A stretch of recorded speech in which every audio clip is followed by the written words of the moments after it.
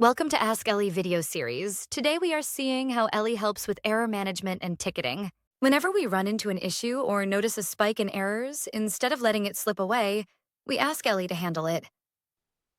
Here, something feels off and there is a collection of errors coming in from multiple endpoints. So Engineer simply asks Ellie, "Hey Ellie, create a ticket for the following collection of errors from the last 6 hours." And Ellie does exactly that. Ellie groups all related errors into a single error spike ticket. She lists all affected endpoints, explains the impact, adds detailed descriptions, mentions the requested actions, and assigns the right priority. Everything is clean, structured, and ready to go.